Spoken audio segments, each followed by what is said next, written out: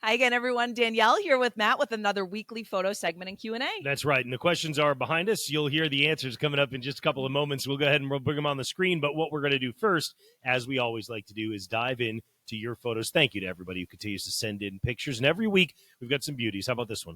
Gorgeous shot in Sutton, a halo around the full supermoon. That was last Friday, sent in Thomas. Great shot there. 22-degree halo, it's called. Why is it called that? Well, you know what happens is ice crystals are up about 20 to 35,000 feet in the sky.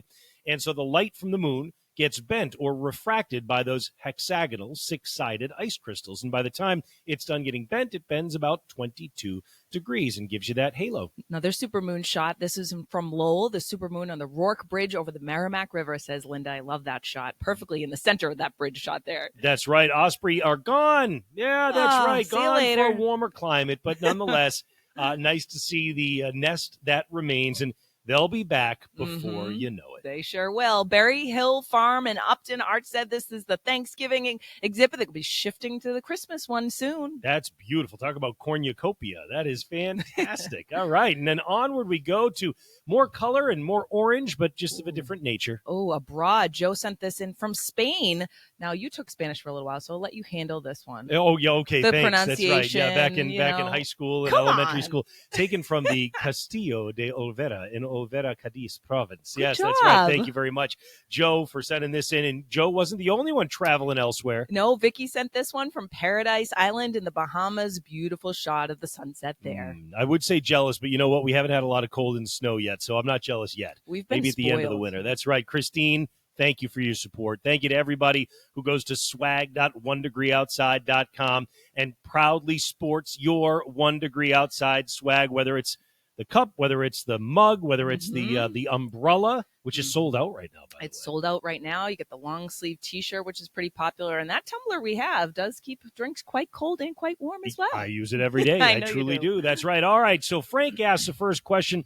Wouldn't it be nice if this year it could finally be the year that we see snow in December, perhaps around Christmas? Well, you know, I got to tell you, Frank, I think that we're getting there. I think we're getting to a spot where we may be able to do that this year. So, Danielle, you know the stats. Last time we saw snow in Boston and Worcester on Christmas? So that was 2017. So it's definitely been a while. For Boston, that was 2.9 inches on Christmas Day. Okay. Before that, there was just a trace, and that was back in 2013, 12, and 11. So there were 3 years in a row that there was just a little bit. Worcester is the same, 2017. So it's been a while. It has, but Our you know kids what? would like it too. Of course, yeah. We're getting back into a more active storm pattern. And you know what? If there ever was a year that I look and say there's some promise, this would be one of those years. I because, agree. you know, the thing of it is you say, well, yeah, but there's been so much warm weather. Yes, but there's also been so much dry weather. And dry air, when you add moisture, tends to cool. So if you can get the dry air ahead of it and it's cool in nature, it will cool when the precipitation comes in, and you've got a chance that you can crank out some snow when these storms come calling. The next one is, I need a simple forecast for El Paso, Texas. Well, I tell you what, JD, it's an easy one. What's the answer? Download our app. That's it. That's right. It's free. You can put in El Paso, Texas, and you can put in any other locations. Save them, pinpoint them. You got the 14-day, the hourly, you got the interactive radar, That's everything you need right there on the app. And you probably already have it, most of you, if you're watching this right now. But nonetheless, Noise's 1 degree outside weather on both the App Store and Google Play. That'll do it for this time around. We thank you for your photos. Please make sure you keep them coming in. The Send to Us tab in the bottom of our app. And also, of course, the community gallery at onedegreeoutside.com. We'll see you next week.